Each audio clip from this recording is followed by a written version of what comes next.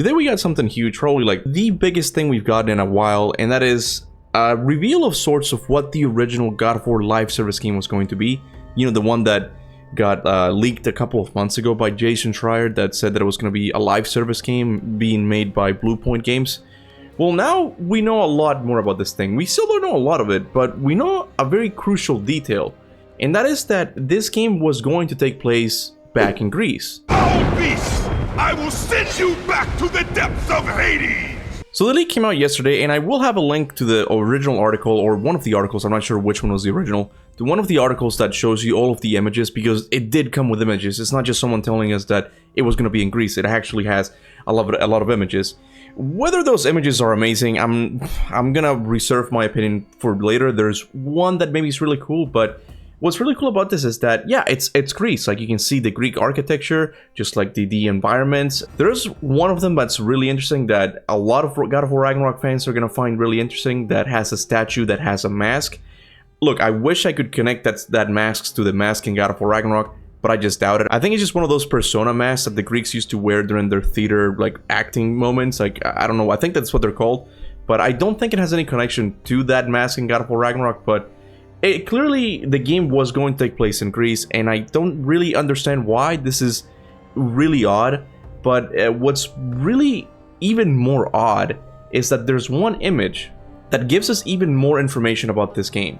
And that is that it was going to take place in Hades. For one thing, in this image we see the mortal world above. It's like a cavernous looking location. That's obviously the underworld. Like, you see this in God of War 3 with the mortal world right above Hades' realm, okay? The other interesting thing is in this image is that there's a statue in it. But what's really interesting about the statue, if you zoom in, is that it looks like a Spartan. The guy has a shield and a spear. But what's really interesting about this is that this looks like a new depiction of Hades. Because if you look at it closely, this statue has spikes coming out of him. That is synonymous with Hades' character design. That's the only character in the God of War universe that, to my knowledge, has that depiction, just like spikes coming out of him. So I wonder if this was just going to be a new depiction of Hades, or if this game was going to take much earlier in the God of War lore. Like, I'm talking like maybe soon after the Great War with the Titans, because as you guys know, Hades in God of War 3 dies, so it couldn't have been after God of War 3. It definitely had to be before God of War 3. We just don't know how early it was going to be. Now, none of this is really surprising, because in the article we learned that, yeah, Hades was going to play a role. Apparently there was going to be an armory that I guess players would be able to exchange weapons and stuff. But what's really interesting is that it seems like, because this was a live service game, it was going to have this live component to it. As in, the world was going to be changing depending on the actions of the players. We don't know what this would have consisted of, but in the article is referred to as curse. So in the article we see the same location, and it has two images of it, and you can just scroll from left to right, or right to left, and you can see the world changing back and forth.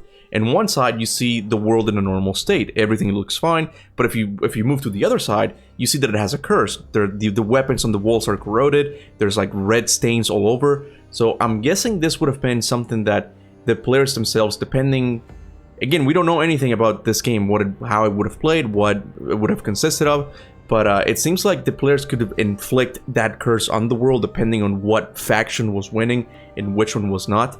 So that's something. We know a little bit more about this God of War live service game. I find this interesting.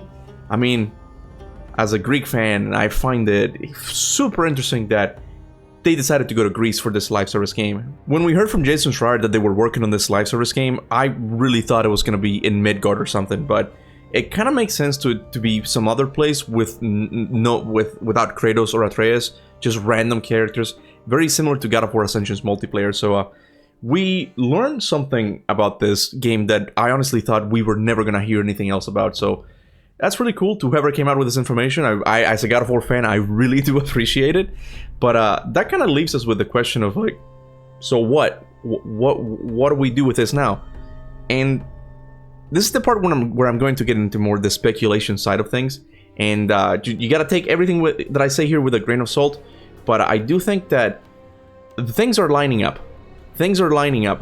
For one thing, you guys know, if you've been in this channel before, you guys know that I'm really hyped about this rumored God of War Metroidvania game that is rumored to take place in Greece again. So this leak of the God of War live service game just gave that rumor a lot more vitality, in my opinion, because the rumor is that the game is going to be a 2.5D Metroidvania game. And what that means is that, yeah, the perspective of the game is going to be 2D. So think of it like Symphony of the Night. But the graphics themselves are going to be 3D. So I wonder if a lot of the assets that were worked on this game, on the live service game, are going to be used for that Metroidvania game. So it would make sense why they would be able to get this game out much faster than usual. They had already all of these assets, all of these temples, all of the bases, all of the statues, right? It just makes sense that Santa Monica or whoever it is who's working on this thing could take the assets from this game and just like repurpose them for the 2D 2.5D Metroidvania game. So again, it's not confirmation of the 2.5D Metroidvania game, but in my opinion, it makes it more likely because now they have all of this unused material, all of this Greek stuff that can't be used, you know. But if they do a 2.5D Metroidvania, you found a home for it, boy. Now this one's more regarding about Blue Point Games, you know, the people who are making the live service game and the developers who are known for making stellar remakes. I think it was a couple of weeks back we heard we saw from a job listing. Let me just quote it for you. Let me just make sure I know what it said.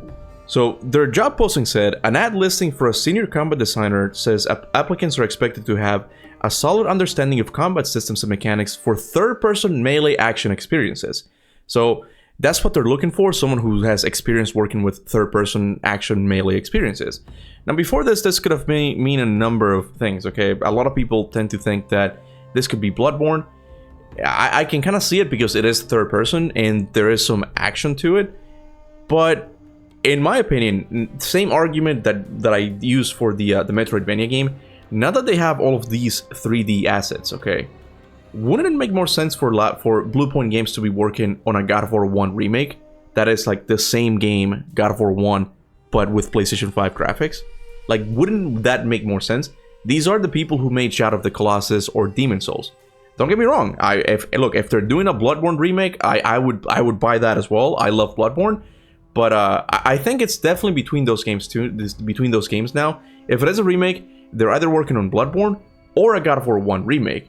But now that we have all of this Greek stuff, all of these Greek assets, I think it makes a lot more sense to say that maybe they're looking into making a God of War 1 remake. Again, this is just speculation at the moment. Take all of this with a grain of salt. This is just me just speculating away, okay?